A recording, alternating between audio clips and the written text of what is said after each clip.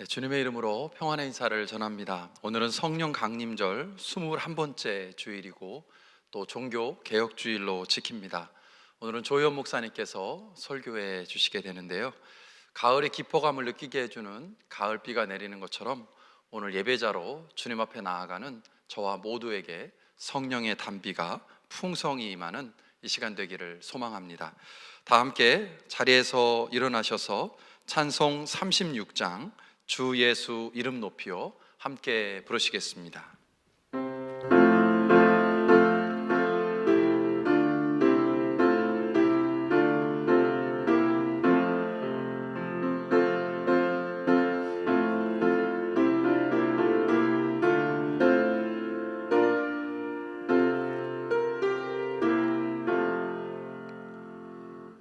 주 예수 이름 높이여 다 찬양하여라. 금멸유관을 들여서 만유의 주 찬양. 금멸유관을 들여서 만유의 주 찬양. 주 예수 당한 고난을 못 잊을 죄인아, 내 귀한 법에 바쳐서 만유의 주 찬양. 내 귀한 법에 바쳐서 만유의 주 찬양. 이 지구 위에 거하는 온 세상 사람들, 그 크신 위여 높여서 만유의 주 찬양. 그 크신 위여 높여서 만유의 주 찬양. 주 믿는 성도 다 함께 주 앞에 엎드려 무궁한 노래 불러서 만유의 주 찬양. 무궁한 노래 불러서 만유의 주 찬양.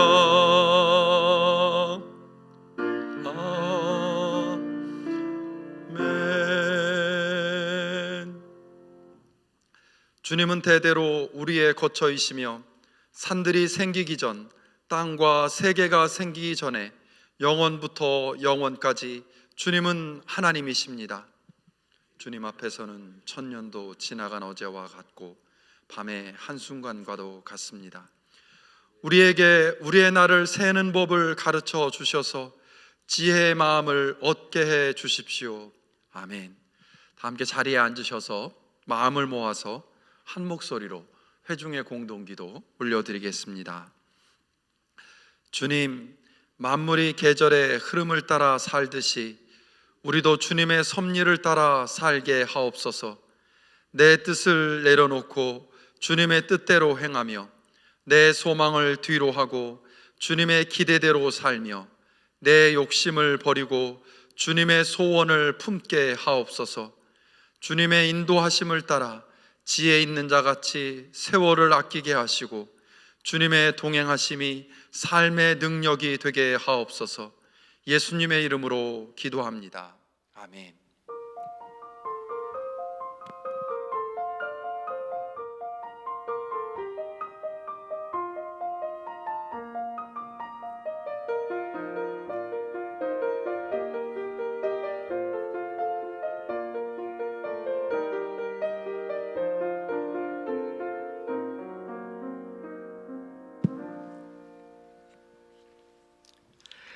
우리의 피난처가 되시는 하나님, 오늘까지 우리는 당신을 피난처 삼고 살아왔습니다.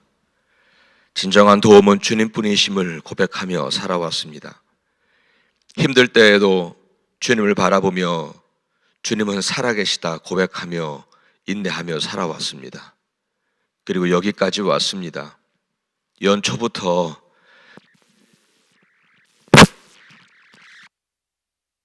팬데믹으로 혼란스럽게 시작된 2020년도 이제는 마무리를 준비하는 시간에 이르렀습니다.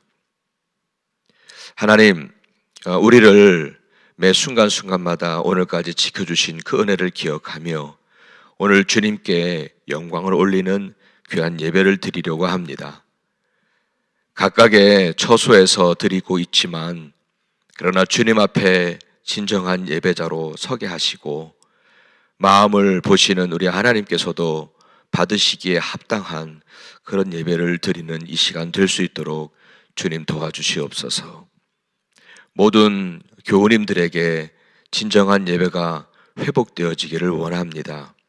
정말 종교 개혁을 통해서 말씀이 회복되어지는 역사가 있듯이 오늘 우리 모두에게 진정한 예배가 회복되어져서 그 영혼과 삶이 하나님의 능력과 은혜로 말미암아 이 어려운 시기에도 넉넉히 승리하며 살아갈 수 있도록 주님 도와주시옵소서.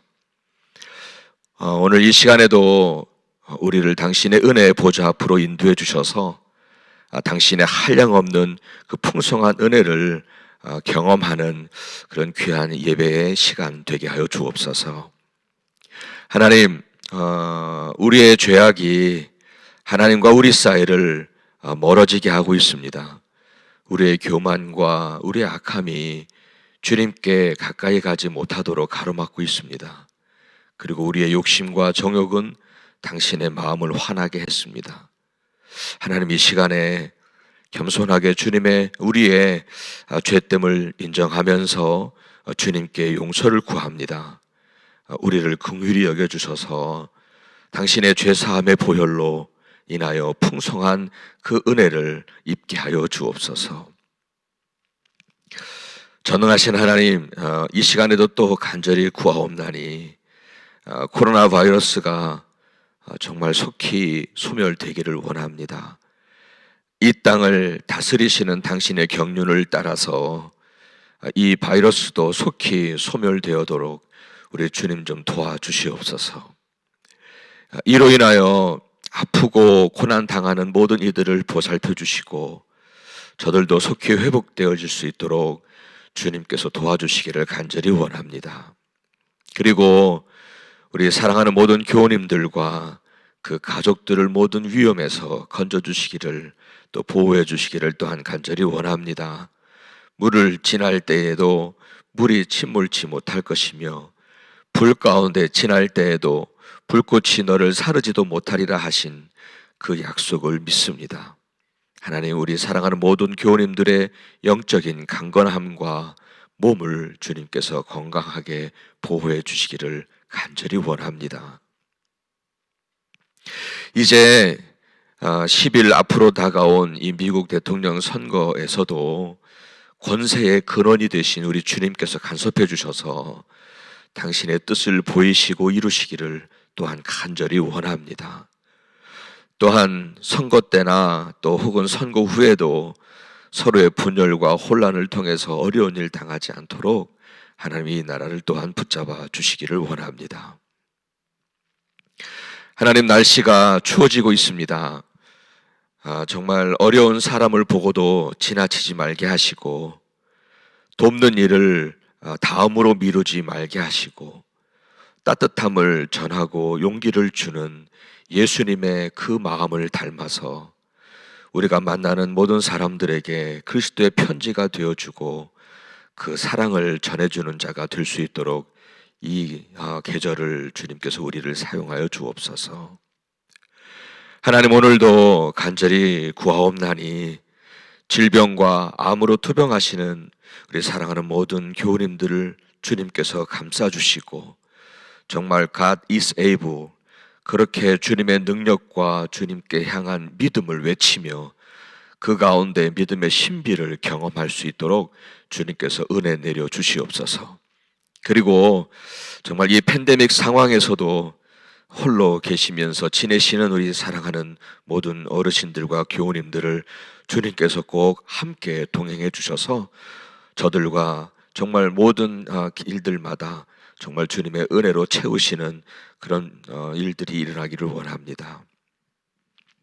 하나님, 이제 웨슬리윙 공사 잘 마무리되어 가고 있는 중인데 주님께서 또한 다 마칠 때까지 주님께서 보호하시고 또 인도해 주시기를 간절히 원합니다. 오늘은 우리 조희원 목사님을 통해서 주님의 말씀이 들려질 때에 하나님 성령 충만하게 하셔서 그 말씀이 능력으로 임하게 하시고 그 말씀이 또한 우리의 삶으로 이어지는 진정한 그런 복된 시간 될 수 있도록 주님 도와주시옵소서. 온전히 정말 이 예배가 주님만 영화롭게 하는 예배가 되기를 간절히 원합니다. 여러분, 이 시간에는 우리 함께 정말 우리들의 마음으로 또 우리들의 입술로 직접 주님께 우리의 죄인됨을 고백하며 십자가 앞에 나아가는 시간을 갖기를 원합니다. 여러분, 이 시간에 함께 정말 주님의 긍휼과 은혜를 구하면서 우리의 죄됨을 고백하며 주 앞에 나아가는 시간 갖겠습니다. 함께 기도합니다.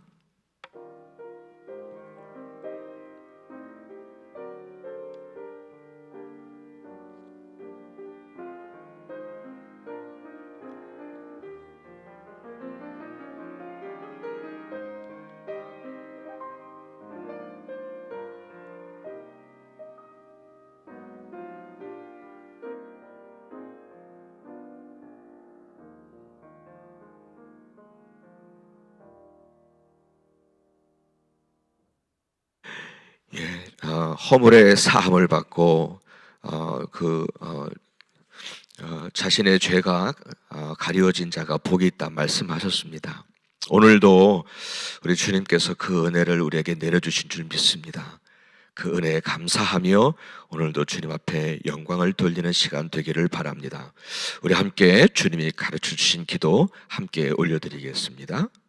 하늘에 계신 우리 아버지여, 이름이 거룩히 여김을 받으시오며 나라가 임하시오며 뜻이 하늘에서 이루어진 것 같이 땅에서도 이루어지이다. 오늘 우리에게 일용할 양식을 주시옵고 우리가 우리에게 죄 지은 자를 사하여 준 것 같이 우리의 죄를 사하여 주시옵고 우리를 시험에 들게 하지 마시옵고 다만 악에서 구하시옵소서. 나라와 권세와 영광이 아버지께 영원히 있사옵나이다. 아멘.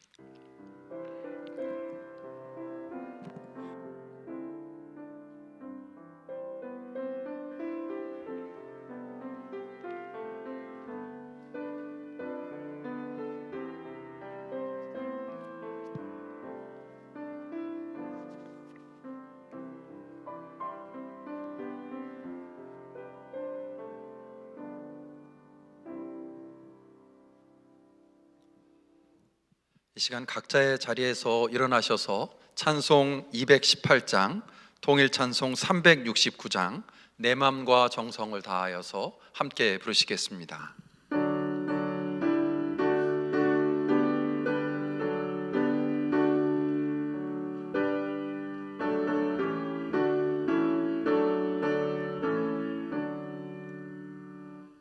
내 맘과 정성을 다하여서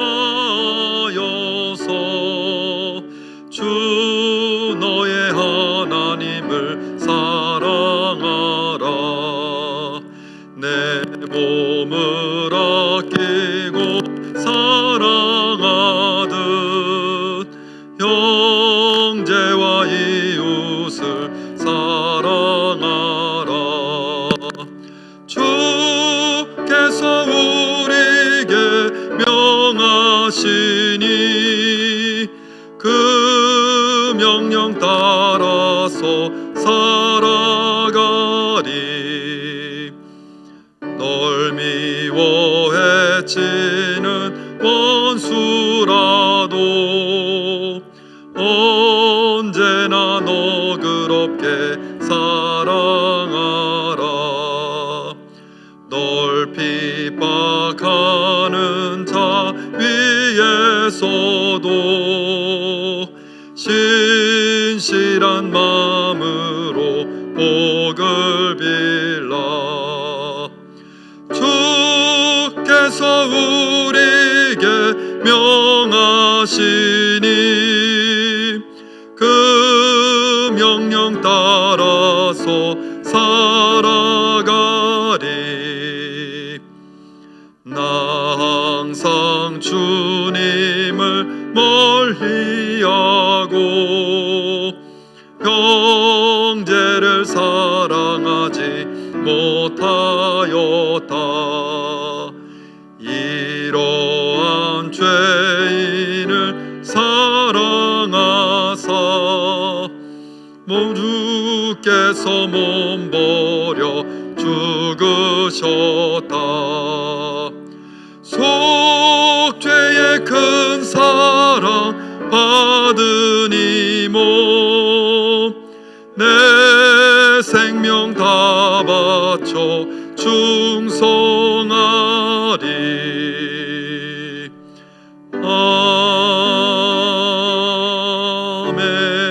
아멘. 다 함께 자리에 앉으셔서 하나님의 말씀 함께 보시겠습니다. 오늘 우리에게 주시는 하나님의 말씀은 마태복음 22장 34절에서 46절까지의 말씀입니다. 신약성경 37쪽 마태복음 22장 34절에서 46절까지의 말씀을 봉독하겠습니다. 바리새파 사람들이 예수가 사두개파 사람들의 말문을 막아버리셨다는 소문을 듣고 한 자리에 모였다. 그리고 그들 가운데 율법교사 하나가 예수를 시험하여 물었다. 선생님, 율법 가운데 어느 계명이 중요합니까? 예수께서 그에게 말씀하셨다. 내 마음을 다하고 내 목숨을 다하고 내 뜻을 다하여 주 너의 하나님을 사랑하여라 하였으니 이것이 가장 중요하고 으뜸 가는 계명이다. 둘째 계명도 이것과 같은데 내 이웃을 내 몸과 같이 사랑하여라 한 것이다. 이 두 계명에 온 율법과 예언서의 본뜻이 달려있다. 바리새파 사람들이 모였을 때에 예수께서 그들에게 물으셨다. 너희는 그리스도를 어떻게 생각하느냐? 그는 누구의 자손이냐? 그들이 예수께 대답하였다. 다윗의 자손입니다. 예수께서 다시 그들에게 말씀하셨다. 그러면 다윗이 성령의 감동을 받아 그를 주님이라고 부르면서 말하기를 주님께서 내 주께 말씀하셨다. 내가 내 원수를 내 발 아래에 굴복시킬 때까지 너는 내 오른쪽에 앉아 있어라 하였으니 이것이 어찌 된 일이냐? 다윗이 그리스도를 주라고 불렀는데 어떻게 그리스도가 그의 자손이 되겠느냐?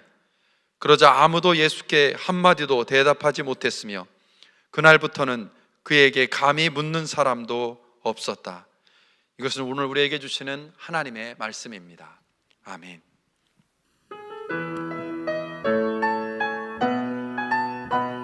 나의 노래가 되시는 하나님을 내가 종일토록 찬양하네. 그가 나를 사랑하시기 때문에 나를 사랑하시기 때문에 나의 노래가 되시는 하나님을 내가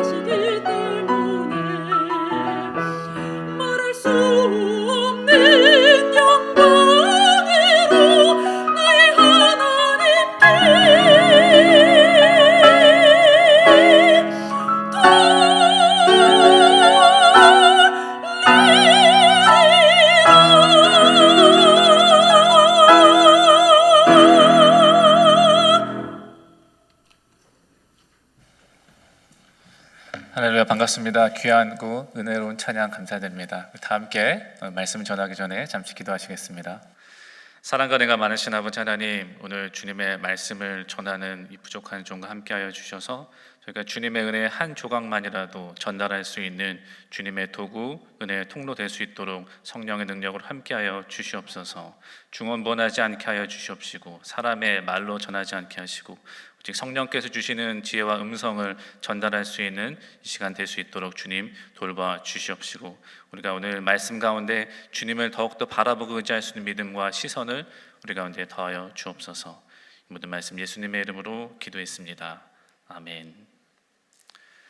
네, 반갑습니다. 조희원 목사입니다. 저는 1부 예배 때는 사회를 보지 않고 이 시간에 찬양팀 연습을 하고 2부 예배를 주로 사회를 보고 섬기기 때문에 아주 오랜만에 인사를 드리는 것 같습니다. 제가 4월 달인가요?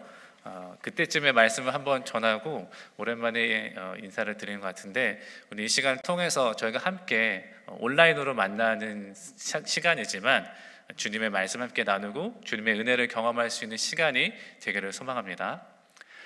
오늘 저는 기독교의 공적인 예배에서 회중들과 함께 나눌 수 있도록 성서 본문들이 제시되어 있는 성서 일과표에 따라서 오늘의 지정된 본문인 마태복음 22장 34절부터 46절까지 본문을 가지고 말씀을 전하고자 합니다. 오늘의 본문은 우리에게 너무나도 잘 알려져 있는 본문이죠. 예수님께서 공생의 마지막 순간에, 마지막 즈음에 예루살렘에 입성을 하시게 되고 성전에서 말씀을 가르치시던 중에 사두개인들과 바리새인들이 예수님께 여러 가지 주제에 관해서 논쟁을 걸어오게 됩니다. 그리고 오늘 본문으로 예수님께서는 더 이상 그들에게 더 이상 묻지 못할 정도로 그들과의 논쟁을 마무리하게 되는 것이 22장 오늘의 본문입니다. 그들은, 사두개인들과 바리새인들은 황제에게 바치는 세금의 문제부터 부활의 문제, 누가 예수님에게 성전에서 가르치는 권위를 주었느냐의 문제 등에 대해서 번갈아 가면서 예수님께 물으면서 예수님께 트집을 잡으려고 하다가, 이제 오늘 본문에서는 마지막 질문으로 성경에 나오는 율법 중에 가장 큰 계명이 무엇인가라는 질문을 예수님께 던지게 됩니다. 오늘 34절에 보시면 바리새파 사람들이 예수가 사두개파 사람들의 말문을 막아버리셨다는 소문을 듣고 한자리에 모였다라고 합니다. 당시 바리새파 사람들과 사두개파 사람들은 부활이라는 주제를 가지고, 바리새파 사람들은 부활을 믿고 또 사두개파는 부활을 믿지 않으면서 서로 대립을 하고 있었기 때문에 사두개파 사람들이 바로 직전에 예수님께 부활에 관해 물음을 던졌다가 예수님의 부활이 있다는 그 말씀에 말문이 막혔다는 소식을 듣고 바리새파 사람들이 찾아오게 된 것입니다. 그러나 그들이 그 소식을 듣고 왔다고 해서 예수님을 향한 어떤 기대나 믿음을 가지고 나온 것이 아니라 여전히 그들의 목적은 예수님을 시험하는 것이라고 말씀에서 이야기합니다. 35절에서 그래서 이렇게 얘기합니다. 그들 가운데 율법교사 하나가 예수를 시험하여 물었다라고 합니다. 예수님을 믿음의 눈으로 바라보던, 예수님이 하신 말씀 가운데 행하신 들 가운데 주님을 향한, 그리고 하나님을 향한 믿음의 씨앗을 품게 되었던 많은 사람들과 다르게 그들은 예수님이 어떻게 대답하시는가에 대해서 시험을 하고 공격을 할 그런 목적으로 예수님께 나오게 되었다는 것입니다. 그들이 질문하면서 예수님을 선생님이라고 부르게 됩니다. 22장에서 나오는 모든 논쟁에 등장하는 사두개인들과 바리새인들이 예수님을 부르는 호칭이 선생님입니다. 그들은 예수님을 갈릴리 출신의 한 무리들을 이끌고 율법을 가르치는 여러 선생 중에 한 명으로 바라보았을 뿐, 이들에게 어떤 신앙적인 기대가 없었다는 한 표시가 된다는 것입니다. 이런 맥락에서 그들 중 한 명이 던진 질문은 이것이었습니다. 선생님, 율법 가운데 어느 계명이 중요합니까? 우리말 성경에는 어느 계명이 중요하냐고 되어 있지만 정확한 의미는 가장 중요한 계명이 혹은 가장 큰 계명이 무엇입니까? 라입니다. 문자 그대로는 더 큰 것이 무엇입니까? 이지만 신약 성경에 쓰인 원어인 헬라어의 문법에서는 최상급 형용사가 따로 없고 비교급이 문맥에 따라서 최상급의 역할을 하기 때문이죠. 그래서 오늘은 더 큰 계명, 중요한 계명이 무엇이냐는 이 질문은 가장 큰 계명, 가장 중요한 계명이 무엇이냐는 뜻으로 봐야 합니다. 그래서 영어 성경에도 보시면 다 최상급으로 되어 있습니다. 바리새파 사람들이 이 질문을 왜 했냐면은 모세 오경에 기록된 계명들을 그들이 해부하고 확장해서 보니까 613개 정도 되는 계명, 하라 하시는 계명과 하지 말라 하시는 계명들이 있었는데 그 중에서 무엇이 가장 중요하냐라는 이 질문은 바리새파 랍비들 사이에서 자주 논의되었던 유명한 주제였기 때문입니다. 이 질문에 대해서 예수님은 오늘 다음과 같이 두 가지를 들어서 대답하십니다. 첫 번째로 하나님의 사랑에 관한 것입니다. 예수께서 그에게 말씀하셨다. 내 마음을 다하고 내 목숨을 다하고 내 뜻을 다하며 주 너의 하나님을 사랑하여라 하였으니 이것이 가장 중요하고 으뜸 가는 계명이다. 그런데 예수님께서는 이 한 가지를 꼽지 않으시고 다른 한 가지를 더 말씀하십니다. 39절에 40절이죠. 둘째 계명도 이것과 같은데 내 이웃을 내 몸과 같이 사랑하여라 한 것이다. 이 두 계명에 온 율법과 예언서의 본뜻이 달려 있다. 예수님의 이 두 가지 계명을 묶은 대답은 신명기 6장 5절과 레위기 19장 8절에 나오는 그 계명 말씀들을 인용하시는 것입니다. 오늘 예수님이 가장 큰 계명이 무엇이냐라고 할 때 이 두 가지 계명을 함께 묶어서 그 대답으로 하시는 것에는 몇 가지 의미가 있다고 볼 수 있는데요. 첫 번째로는 율법과 예언의 핵심이 사랑이다라는 것. 두 번째로는 그 사랑이 두 가지 방향으로 나타나는데 하나는 하나님을 향한 사랑이고 또 하나는 이웃을 향한 사랑으로 발현된다는 것입니다. 세 번째로는 이 두 가지 사랑이 동등한 정도의 중요성을 지니고 있다라고 하는 것입니다. 예수님이 말씀하신 첫 번째 가장 큰 계명인 하나님 사랑에 관한 말씀을 보게 되면 그 핵심의 내용이 우리들의 삶으로 하나님을 사랑하는 것이라고 할 수 있습니다. 신명기 6장 5절에 마음과 목숨과 뜻을 다하는 것은 그 하나하나의 어떤 중요한 의미가 있다기보다는 우리가 우리 삶의 모든 것을 다해서 하나님을 사랑해야 된다는 그런 강조를 위한 의미라고 볼 수 있죠. 하나님 사랑은 우리가 단순히 감정으로, 지식으로 혹은 입술로만 하는 것이 아니라 우리들의 삶에서, 우리 삶의 전체로서 하는 것이라는 사실을 강조하기 위해서 이런 표현을 쓴 것입니다. 우리가 하나님을 그렇게 사랑하는 것을 하나님께서 우리에게 바라시고 우리에게 요구하셨는데 그 사랑이 우리의 마음에만 머물지 않고 우리들의 입술에만 머물지 않고 우리들의 삶 가운데서 우리들의 연결된 모든 사람들에게 실행되는 그런 사랑이 되도록 하나님께서 우리에게 바라신다는 것입니다. 우리 교회 가까이에 있는 맥클린 바이블 처치에서 오랫동안 그 교회를 영향력 있는 교회를 키우시고 아름답게 목회를 하시다가 수년 전에 은퇴하신 론 솔로몬 목사님께서는 설교를 하시면서 앞에서 성경을 충분히 강의하신 다음에 말씀을 마무리하실 때 꼭 물으시는 질문이 있었다고 합니다. 그 질문이 그럼 우리가 어떻게 해야 될 것인가? 라는 질문이었습니다. 말씀을 아는 것과 말씀을 실천하는 것이 다르기 때문이죠. 우리가 말씀을 배웠다면, 그래서 깨달았다면 그럼 우리가 어떻게 그 말씀대로 살 것인가 하는 질문이 우리 가운데 필요하기 때문입니다. 목사님, 이 론 솔로몬 목사님뿐만 아니라 오늘 우리들 모두 말씀 가운데서 이 말씀에서 하나님께서 우리에게 이것을 말씀하시는데 그렇다면 그것이 우리에게 어떤 일로 이어져야 되는가?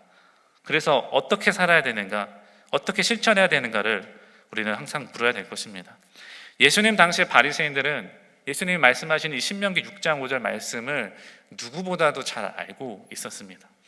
이 말씀은 그 유명한 들으라 이스라엘, 쉐마 이스라엘이라는 문구로 시작하는 신명기 6장의 말씀인데요.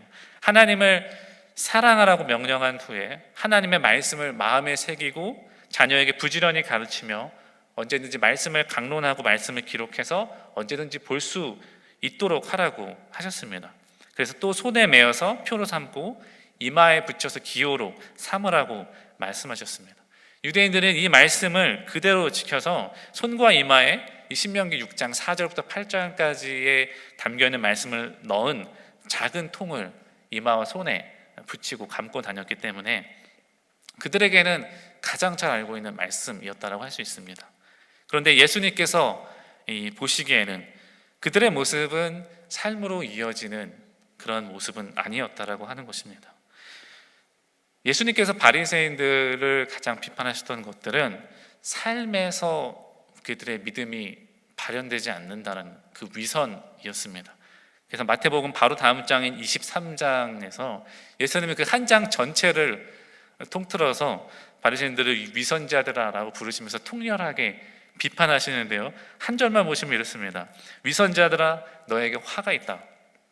너희는 박하와 회양과 근체의 11조는 드리면서 정의와 자비와 신의와 같은 율법의 더 중요한 요소들은 버렸다.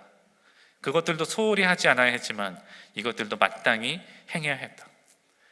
이 말씀은 하나님께 예배하고 제사하고 11조를 드리는 그런 하나님을 사랑하는 행위를 충분히 열심으로 해야 되는 것뿐만 아니라 신의와 자비와 정의 같은 더 중요하게 하나님이 원하시는 그런 모습들이 우리들의 삶 가운데 이루어지는 것을 하지 못했다고 예수님께서 지적을 하시는 것입니다.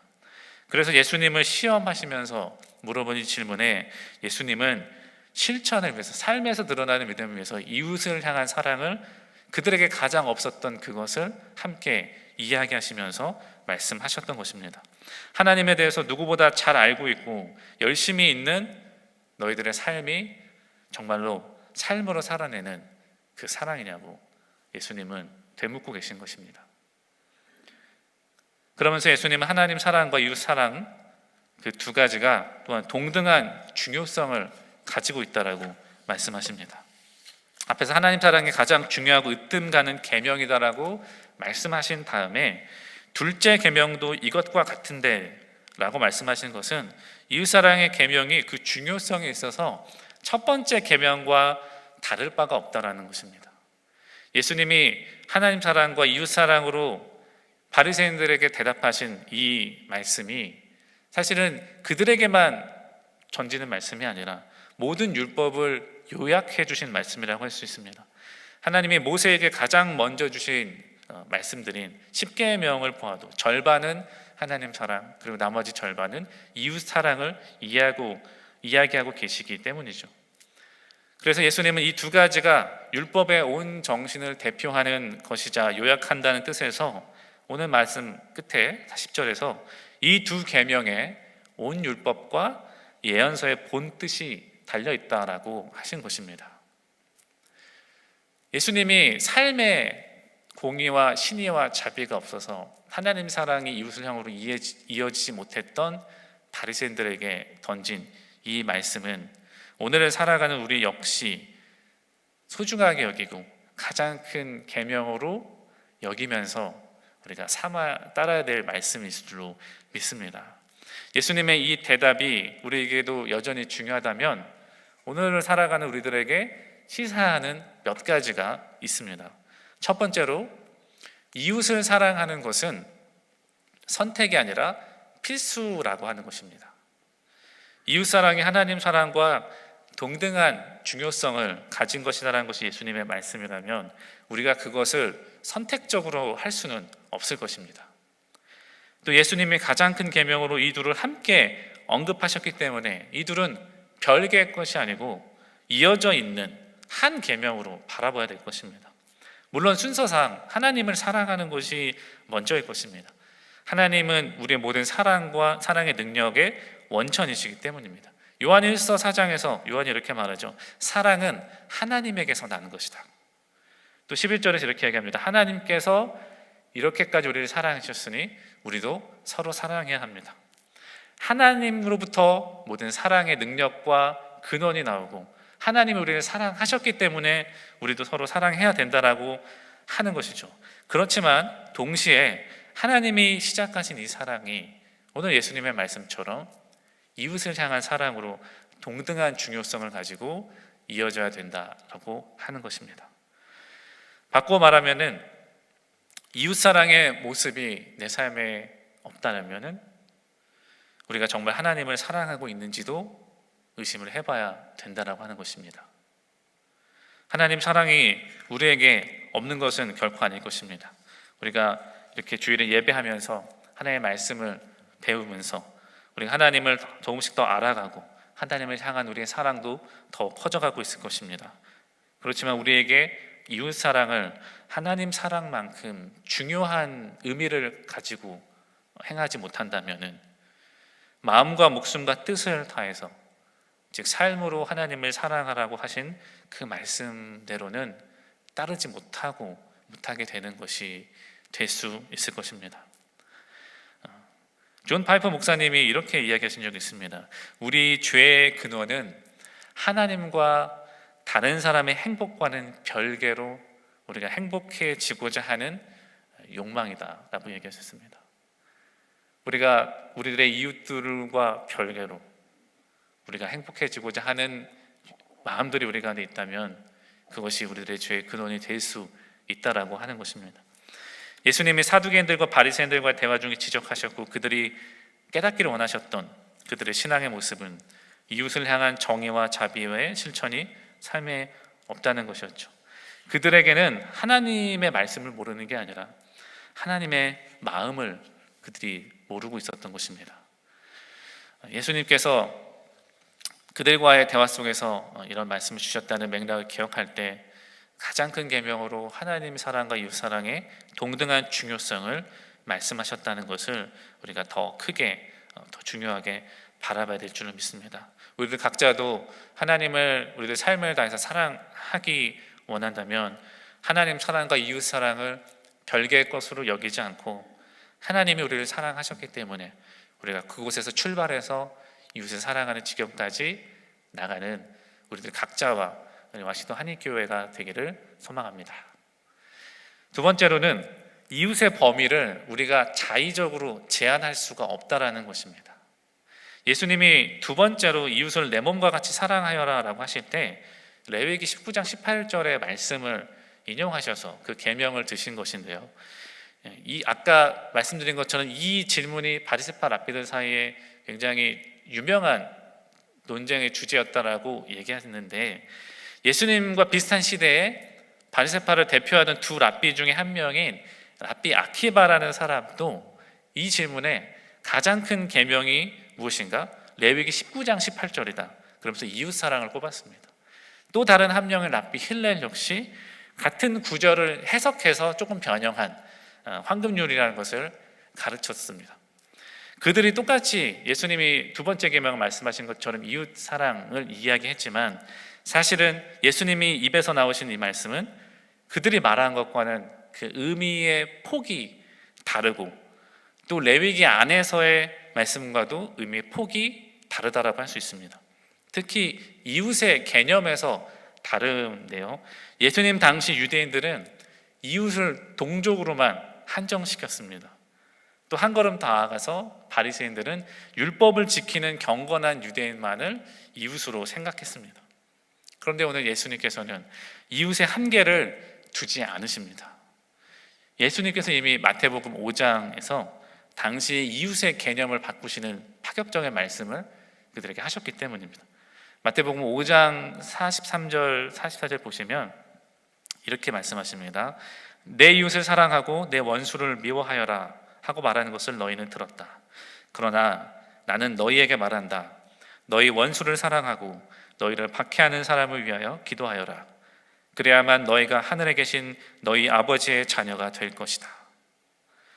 너희를 사랑하는 사람만 사랑하면 무슨 상을 받겠느냐? 세리도 그만큼은 하지 않느냐? 또 너희가 형제 자매들에게만 인사를 하면서 지내면 남보다 나을 것이 무엇이냐? 이방 사람들도 그만큼은 하지 않느냐? 그러므로 하늘에 계신 너희 아버지께서 완전하신 것 같이 너희도 완전하여라 라고 예수님께서 이미 5장에서 이웃의 범위를 정해 주셨기 때문이죠. 예수님은 원수까지도 그 범위 안에, 이웃의 범위 안에 두셨습니다. 그렇다면은 원수도 우리들의 이웃이라면 우리들의 이웃이 아닌 사람은 아무도 없다라고 하는 것입니다. 예수님께서 그 말씀하시면서 너희도 완전하여라 라고 하신 것은 완벽하라라고 하신 말씀이 아니라 하나님 사랑은 있지만 이웃 사랑은 없는 반쪽짜리가 되지 말라라고 하시는 것입니다. 예수님께서 이렇게 말씀하셨다면은 우리도 따라야겠지요. 그런데 예수님은 이웃의 범위를 원수까지도 확장하셨는데 우리들은 다시 바리새인들처럼 우리 이웃의 범위를 자꾸 축소시키고 있지는 않은지 우리가 점검해야 될 줄로 믿습니다. 여러분도 들어보셨을 겁니다. 마하트마 간디가 이런 말을 한 적이 있습니다. 나는 예수를 좋아한다. 그러나 기독교회는 싫어한다. 왜냐하면 그들은 예수와 전혀 닮지 않았기 때문이다. 간디가 젊은 시절에 영국에서 유학 생활을 하던 중에 식민지 출신으로 여러 차별에 시달리다가 그가 어느 날 성경의 말씀을 접하고 특별히 예수님의 산상수훈의 말씀에 감명을 받고 힌두교에서 기독교를 개종할 것을 진지하게 고민한 적이 있었다고 합니다. 그런데 그가 주일날 교회를 찾아가면 식민지 인도에서 왔다라는 이유 때문에 예배당에 들어가지 못하고 문전박대를 당하기 일쑤였다고 합니다. 여러 차례 시도했지만 마찬가지였던 것을 경험한 다음에 그리스도인들을 가장 가까이서 보았던 그가 본 다수의 모습은 사랑 대신에 냉대와 차별로 가득한 그런 모습이었다는 것입니다. 그래서 크게 실망한 그는 기독교에 대한 관심을 끊게 되었다고 합니다. 그의 말처럼 지금 우리들의 사회에서도 예수는 좋은데 교회는 싫고 또 교회를 다니는 사람도 싫다라고 하는 사람들이 점점 늘어나고 있는 것이 사실일 것입니다. 그 이유가 무엇일까 하면은 간디가 정확하게 지적했듯이 예수님을 믿는다는 사람들이 예수님과 전혀 닮지 않는 것처럼 보이기 때문일 것입니다. 사실 우리의 뼈를 때리는 말이라고 할 수 있습니다. 어떤 점에서 닮지 않았는지 우리가 따져본다면 여러 가지가 있겠지만 아마도 가장 큰 차이점은 예수님 당시 사람들이 놀랄 만큼 파격적으로 예수님께서 사람들이 놀랄 정도로 사랑과 관용의 정신에 기초해서 그 사랑의 행동을, 말씀을 전하셨던 것과는 다르게 지금의 그리스도인들, 많은 교회 그리스도인들이 사랑과 관용의 모습이 없고 때로는 오히려 미움과 차별에 앞장서기까지 하는 그런 모습을 보여준다는 데 있을 것입니다. 우리가 믿지 않는 사람, 세상 사람들에게 인정을 받아야만 우리의 믿음이 진실하다는 말은 아닙니다. 우리가 그들을 만족시켜야 된다는 것은 아닙니다. 우리가 때로는 복음을 위해서는 믿지 않는 사람들로부터 이해받지 못하고 손가락질 당하는 것도 감내할 수밖에 없는 것이 그리스도인들의 삶일 것입니다. 그렇지만 그것이 우리들의 사랑 없음 때문에, 우리들의 말씀대로 살지 못하는 것 때문에 손가락질을 받는다면 우리는 그것에 대해서 심각하게 고민을 해봐야 될 것입니다. 최근 수년 동안에 한국과 미국 모든 사회가 양분화되는 모습이 점점 심화되는 것을 많이들 느끼고 계실 것입니다. 그런데 그 가운데서 우리 그리스도인들은 더 모범적이고 더 건강한 사회가 될 수 있도록 기여하고 힘쓰는 사람들이 돼야 될 것인데 어떨 때는 그리스도인들이 오히려 더 편을 가르고 더 증오를 키우고 더 적대감을 고취시키는 일을 하는 모습들을 자주 목격하게 될 때 참으로 안타깝고 때로는 무서울 지경입니다. 내가 어떤 한 기사를 읽었는데 가짜뉴스를 가장 많이 양성하고 유통하는 곳이 바로 기독교인들의 카톡이다라고 이야기하기도 합니다. 우리들에게 사랑과 포용이 없는 모습, 하나님 사랑이 우리들의 믿음과 정의를 가장해서 누군가를 향한 분노와 증오로 이어진다면 오늘 예수님이 우리에게 주신 말씀과 어긋나는 것이 될 것입니다. 우리들이 하나님을 참 사랑하고 하나님의 그 사랑을 입은 사람들이라면은 우리들이 이웃을 향한 시선도 따뜻한 것이 되어야 되고 사랑이 되어야 되고 관용이 되어야 되고 서로 사랑할 수 있도록 만들고 기여하는데 우리들이 힘써야 될 것입니다.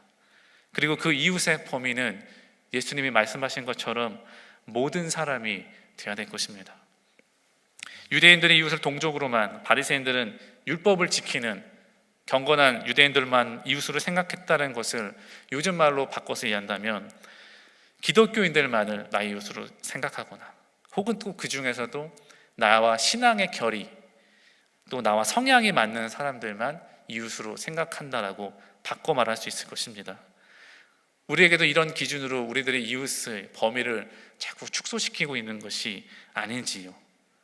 유대인들처럼 본인들과 같은 신앙을 갖고 있거나 혹은 인맥이나 혈통이 같거나 신앙의 결이 맞거나 정치적 성향이 맞거나 사회적 이슈에 대한 생각이 맞거나 사상과 철학이 맞는 사람들만을 이웃으로 규정하시겠습니까? 아니면 예수님의 말씀처럼 그 누구에게나 이웃이 되어주시겠습니까? 우리는 이웃의 개념을 나의 취향과 성향과 나의 환경에 따라 자의적으로 축소하지 말아야 할 것입니다. 예수님께서 그렇게 하지 않으셨는데 우리가 그렇게 할 수는 없을 것입니다. 열린문교회 김용훈 목사님이 올해 2월 9일에 하셨던 주일 설교 중에 기억에 남는 예화가 하나 있는데요. 이게 다른 형태로 좀 돌아다니지만 출처는 조금 명확하지 않습니다. 오래전에 캘리포니아 한 교회에 있었던 일입니다. 아침에 예배가 거의 시작하려고 할 즈음에 문이 열리면서 한 청년이 들어왔습니다. 머리에 장발을 하고 맨발을 한 청년이 교회를 들어왔습니다. 딱 봐도 보통 예배당에 예배 오시는 그 복장은 아니죠. 근데 이 청년이 두리번거리면서 예배당에 자리를 찾는데 거의 다 자리가 찼다고 합니다. 그래서 딱 앞자리까지 갔는데 자리가 차니까 그냥 강대상 바로 앞쪽에 이 가운데 통로에 털썩 주저앉았다고 합니다. 그냥 밖에서 공연을 볼 때나 어떤 강의에서 수업을 들을 때처럼 그냥 빈자리에 앉아도 되겠지라고 생각을 했겠죠. 그런데 그때 교회 예배당에 있던 사람들은 그 모습을 보고 당황했습니다. 그리고 다들 수군수군거리고 안내위원들은 어떻게 해야 되나 이렇게 결정하지 못하고 있을 때 그때 뒤에서 그 교회에서 열심히 섬기고 있던 연로하신 교인 한 분이 절떡 일어나셔서 말끔한 정장 차림한 그분이 그 청년에게 다가가셨습니다. 어떻게 하시려고 하시나 보고 있더니 그분이 그 청년 곁에 같이 털썩 주저앉았다고 합니다. 그리고 그곳에서 함께 그 청년과 그 자리에서 예배를 드렸습니다. 그 후에 그 청년이 예수님을 만나게 되었고 이후에는 그 교회가 개척한 한 교회의 목회자가 되었다고 합니다. 우리는 때로 바리새인들처럼 말씀도 있고 하나님 사랑도 알지만 그것을 위해서 우리가 오히려 이웃을 향한 사랑과 관용을 잃어버릴 때가 있습니다. 그런데 예수님께서는 한 영혼이 돌아온다면 율법을 따지지 않으셨습니다. 예수님께서 그래서 세리와 함께 먹으셨고 나병 환자를 만지셨습니다. 우리들 역시 하나님의 마음이 무엇인가를 우리가 생각하면서 하나님의 마음에 합한 하나님의 자녀들이 되는 사랑이 있는 관용이 있는 그리스도인들 공동체가 되기를 소망합니다. 그래서 우리도 이웃의 범위를 축소시키지 말고 오히려 우리 삶에서 계속 확장해 나가는 우리들이 되기를 소망합니다. 한 영혼을 주님께 돌아오게 하고 우리가 알고 있는 그 사랑과 은혜를 그들도 알게 하는데 우리가 쓰임받게 되기를 원합니다. 우리들이 믿는 진리를 타협할 수는 없지만 그것을 지키고 따르고 선포하는 것과 다른 이들을 배척하고 거리를 두는 것은 동일한 것으로 여기면 안 될 것입니다. 사랑으로 진리를 말하면서 정죄하지 않고 품어주고 용납해주고 용서해주고 이웃을 사랑하고 축복하는 우리들이 되기를 소망합니다. 마지막으로 우리가 생각해 볼 것은 이웃 사랑은 곧 하나님을 사랑하는 것과 연결되어 있다고 하는 것입니다. 우리가 이웃을 확장해서 그들을 사랑하는 것을 실천하는 데에는 많은 방법이 있을 것입니다. 편견 없이 그들을 바라봐야 되고 그들이 하나님의 사랑을 알도록 기도하고 말씀도 복음도 전해야 될 것입니다. 그런데 우리가 가장 그들에게 또 들고 나가야 될 것 중요한 것 중에 하나가 구제가 있을 것입니다. 근데 우리가 하나님과의 사랑에서 출발해서 이렇게 이웃을 사랑하는 이 행위는 단순한 구제 행위가 아니라는 것입니다. 그들을 사랑할 때 그것이 곧 하나님을 사랑하는 것과 연결되어 있다는 것입니다. 마태복음 25장 40절에서 예수님 말씀하셨습니다. 내가 진정으로 너희에게 말한다. 너희가 여기 내 형제자매 가운데 지극히 보잘것없는 사람 하나에게 한 것이 곧 내게 한 것이다 라고 말씀하셨기 때문입니다. 이 말씀은 가난하고 약한 이웃을 사랑하는 것이 하나님을 사랑하는 것과 마찬가지가 될 수 있다는 말씀입니다. 그래서 오늘 하나님 사랑과 이웃 사랑이 중요하고 동등한 계명이라고 예수님께서 말씀하신 것일 것입니다. 다음 주 토요일이죠. 오늘 10월 30일에 청장년 사역팀은 어린이 사역과 함께 교회에서 드라이브 스루 BBQ 행사를 가지려고 합니다. 올해 코비드-19 때문에 매년 함께 가는 피크닉도 가지 못하고 아이들이 즐겁게 할로윈 데이를 대신해서 했던 행사도 대신하지 못했기 때문에 우리가 안전 수칙을 지키면서 이제 드라이브 스루로 고기를 구워서 포장도 해드리고 어린이들은 코스튬을 입고 와서 사진도 찍고 이제 트렁크 앤 트릿 차를 몇 대 세워서 사탕도 받아가는 그런 행사를 하려고 합니다. 오랜만에 교우님들의 얼굴도 보고 굉장히 즐겁고 보람된 시간이 될 것 같아서 기대가 많이 되는데요. 그런데 준비하면서 생각해 보니까 우리에게 이런 교제가 필요하고 우리는 참 좋을 것 같은데 그것만으로 괜찮은가? 라는 생각이 들었습니다. 지금 이 시즌에 우리처럼 먹지 못하는 사람들, 즐기지 못하는 사람들, 기뻐하지 못하는 사람들, 하루를 염려하는 분들도 함께 생각해야 하나님이 참 기뻐하시는 행사가 되지 않을까라고 생각했습니다. 그래서 그날 오시는 분들에게 작은 부담이자 사역에 동참을 부탁드리려고 하는데요. 제가 10% jar라고 이름을 붙였습니다. 이것을 하나씩 혹은 2개씩 드릴 겁니다. 우리가 지출이 꼭 필요하지 않은 부분에 지출을 했을 때, 예를 들어 외식을 했거나 혹은 가까운 곳에 여행을 가거나 여가용 물품을 산다거나 할 때 우리처럼 그러지 못한 사람들을 생각하면서 10% 정도를 이 병에 넣자라고 하는 것입니다.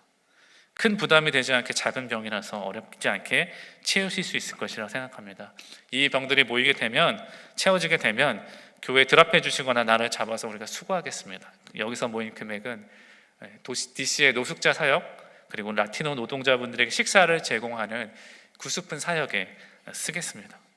성경에서 볼 때도 룻이 보아스의 밭에 추수할 때 떨어졌던 이삭을 줍게 했던 것처럼 우리 자신을 위해 거두는 것이 있을 때 그것을 약간을 가난하고 약한 우리들의 이웃들을 위해서 조금 남겨두자라고 하는 것입니다.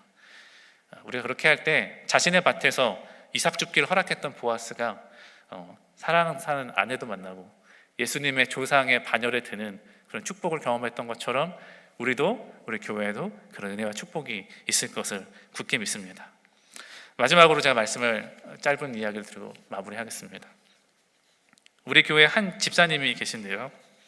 이분께서 10월 초에 아내 집사님과 함께 치킨을 구워서 도시락을 수십 개를 만들어서 DC에 있는 노숙자분들에게 가져다 주시고 기도해 주시고 했던 일들이 있었습니다. 그런데 사실 이분의 개인적인 상황을 보면 참 어려운 일이 있었습니다. 몸이 아프셔서 수술하시기도 했고 또 심정적으로 참 어려운 일도 있으셨습니다. 그런데 그 와중에 노숙인들을 위해서 정성껏 음식을 준비하고 들고 나가서 먹이시는 것을 보면서 본인도 힘들 텐데, 본인도 참 마음이 어려울 텐데 어떻게 그럴 수 있을까 하고 생각했습니다. 그런데 그분이 하나님의 마음을 아는 분이셨던 것 같습니다. 하나님의 사랑을 알고 그래서 그 사랑을 다른 사람들도 알라고 내가 아프지만 그 사랑을 전하러 이웃에게 나간 것 같습니다.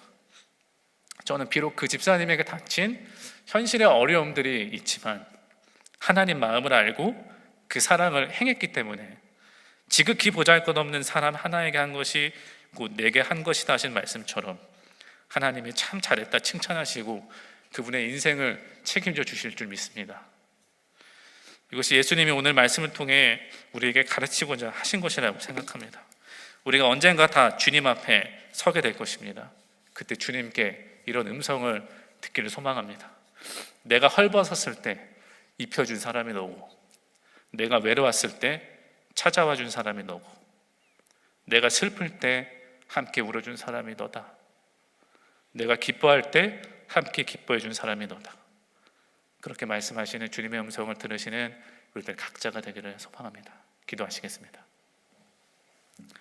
사랑과 은혜가 많으신 아버지 하나님, 우리가 하나님을 진심으로 사랑하게 하여 주시옵소서. 우리들 마음과 뜻과 정성을 다해 주님을 사랑하고 예배하는 사람들 되게 하여 주시옵시고, 주님이 주시는 그 은혜와 사랑에 힘입어서 우리들 이웃들에게 나가서 하나님의 복음을 전하고 사랑을 실행할 수 있는, 그들을 품어줄 수 있는 사람들이 되게 하여 주시옵소서. 그들을 사랑하는 것이 하나님을 사랑한 것과 동등한 중요성을 가짐을 우리가 다시 한번 기억하게 하시고, 우리들의 그런 사랑을 통하여 주님께서 영광 받으시고 주님의 복음이 더 이 땅 가운데 전해지고 주님의 사랑과 은혜가 전파될 수 있는 귀한 일을 우리를 통하여 이루어 주시옵소서. 모든 말씀 예수님의 이름으로 기도했습니다. 아멘.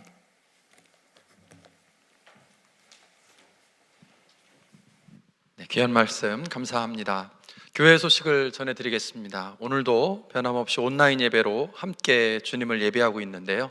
오전 8시 그리고 오전 10시에 두 번에 걸쳐서 성인 예배가 진행됩니다. 어린이 예배, 청소년 예배, 그리고 청년부 줌 예배도 오늘 오전 시간 이용해서 계속 이어집니다. 자녀분들 예배 생활에 승리할 수 있도록 도와주시기를 부탁드립니다. 새벽 기도에도 매일 새벽 6시에 홈페이지 인터넷 방송 그리고 유튜브 채널을 통해서 함께 하실 수 있습니다. 매번 안내를 해드리고 있는데요.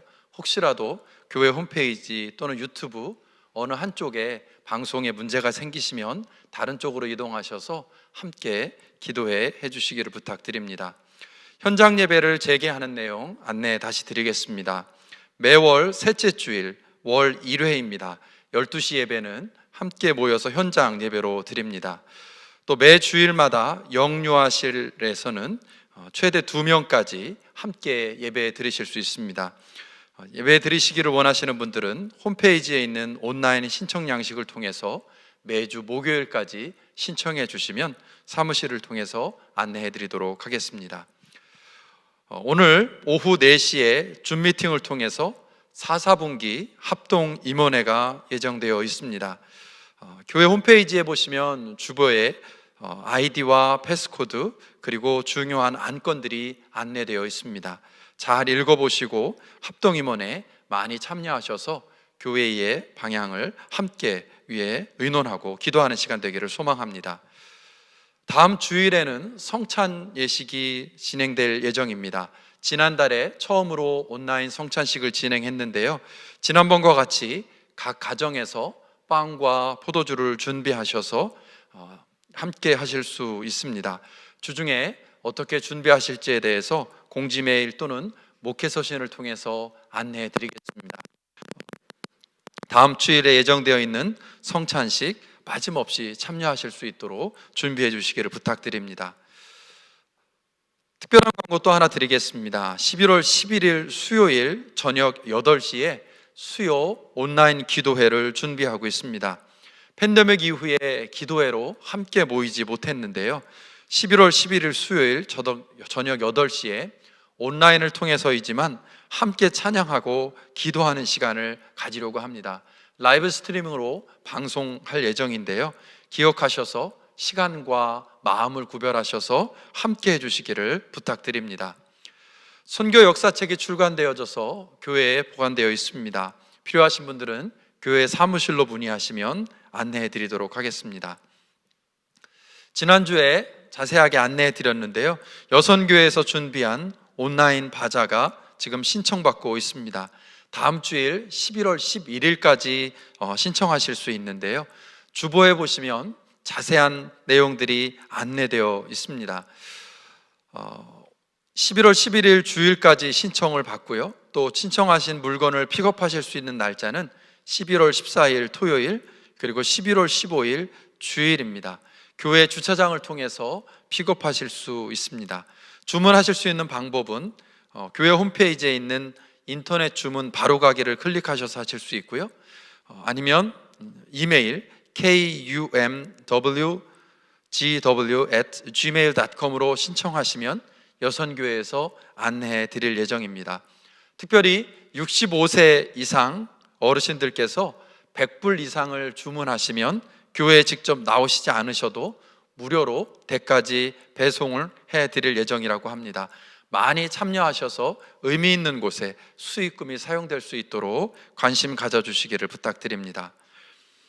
청장년 어린이 사역을 위해서 안내해 드립니다. 조 목사님께서 설교 중에도 잠깐 소개해 드렸지만 Drive Through BBQ and Trunk or Treat 행사가 10월 31일 토요일 12시부터 진행이 될 예정입니다. 관심 갖고 기도해 주시고 특별히 어린이들 함께 할 수 있도록 안내해 주시기를 부탁드립니다. 버지니아 온라인 연회가 10월 31일 토요일 9시에 예정되어 있고요. 우리 교회 개별 구역회는 11월 4일 수요일 저녁 7시로 예정되어 있습니다. 함께 해주시기를 부탁드립니다. 또 다락방 11월, 12월호가 교회 사무실에 준비되어 있습니다. 신청해 주시면 댁으로 배송해 드리도록 하겠습니다. 기쁜 소식 한 가지 나누겠습니다. 박옥춘 집사님, 양영숙 집사님 가정에 예쁜 손녀를 하나님께서 선물로 허락해 주셨습니다. 우리 아기와 산모가 건강할 수 있도록 함께 기도해 주시고 축하해 주시기를 부탁드립니다. 오늘 광고가 많아서요, 제가 숨가쁘게 안내를 해드렸는데 교회 홈페이지에 가시면 주보를 통해서 자세한 내용 확인하실 수 있을 겁니다. 여유롭게 다 확인하시고 기도로 동참해 주시기를 부탁드립니다. 이제 다 함께 자리에서 일어나셔서 찬송 503장, 통일 찬송 373장, 세상 모두 사랑 없어 함께 부르신 후에 담임 목사님의 축복과 파송 기도로 예배를 마치겠습니다.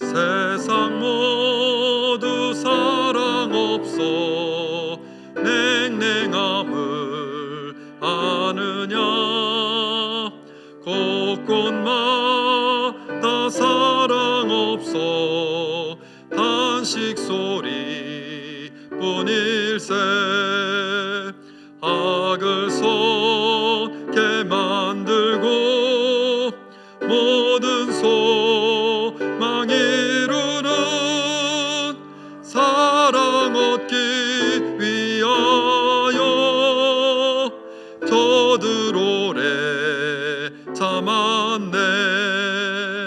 사랑 없는 까닭에 사랑 없는 까닭에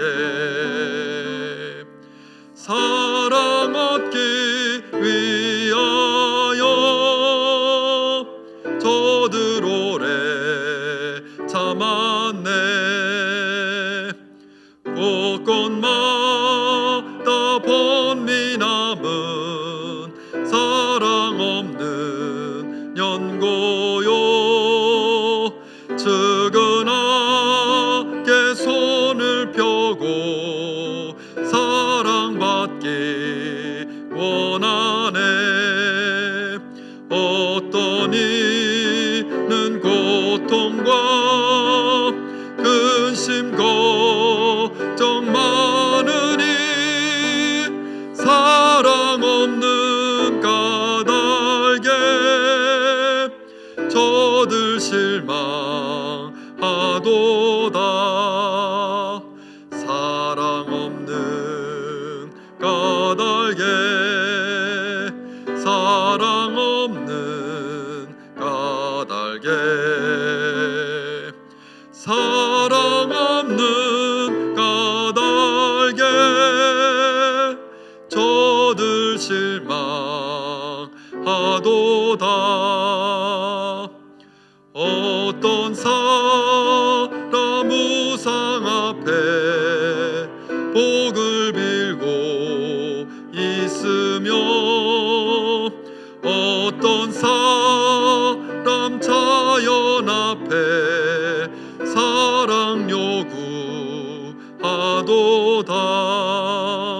먼저 믿는 사람들 예수 사랑 가지고 나타내지 않으면 저들 실망하겠네.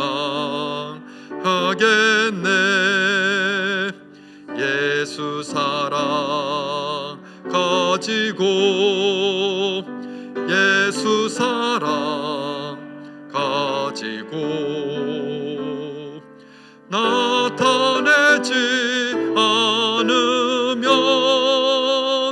저들 실망하겠네.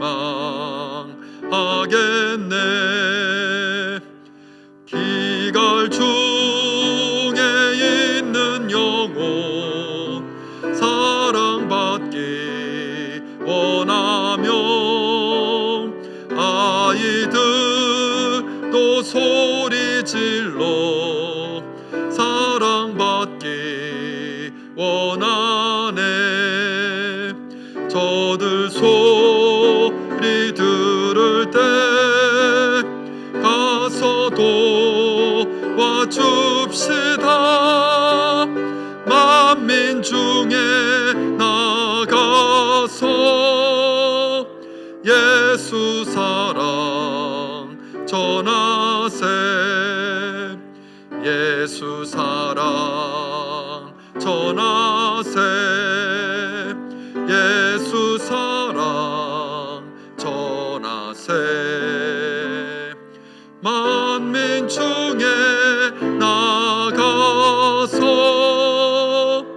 예수 사랑 전하세.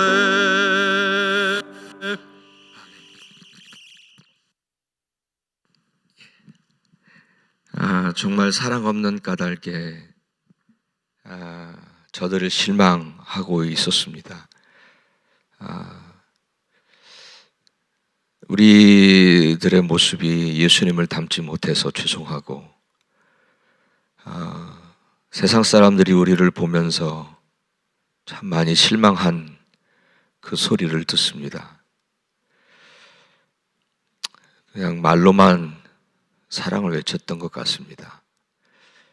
정말 주님 안에서 우리의 모습이 주님을 닮아서 정말 주님께서 우리에게 사랑을 명령하신 것을 따르고 또 저들에게 사랑을 전하는 진정한 사랑의 공동체가 되기를 원합니다.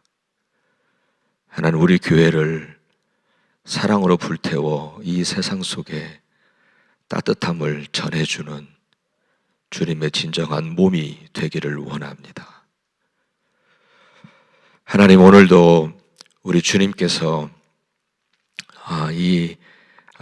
정말 우리에게 허락하신 그 은혜 너무너무 감사하며 주의 날을 맞이하며 예배하고 또 주 앞에 예배드렸던 우리의 모든 것을 주님께서 다 받아주신 줄 믿습니다. 하나님, 또한 구별해서 드려진 귀한 예물들도 주님께서 받아주신 줄 믿습니다. 우리 주님께서 각각의 모든 이들의 삶을 살피시고 생활을 보호하사 모든 것 하나하나 주님 안에서 잘 되어질 수 있도록 축복해 주시옵소서. 하나님, 오늘도 주님께서 예배 받으신 주님을 찬양하며 이제는 우리의 구세주가 되시고 우리의 그 사랑의 본이 되어주신 예수 그리스도의 은혜와 하늘 아버지의 그 한량없으신 사랑하심과 성령님의 동행하시는 은총이 우리 사랑하는 모든 성도님들의 발걸음, 그리고 가정들, 그리고 또 이 나라와 또 이 세계, 한국 모두 위에 이제부터 영원토록 늘 함께 하시기를 우리 주님 예수 그리스도 이름으로 간절히 축원하옵나이다. 아멘.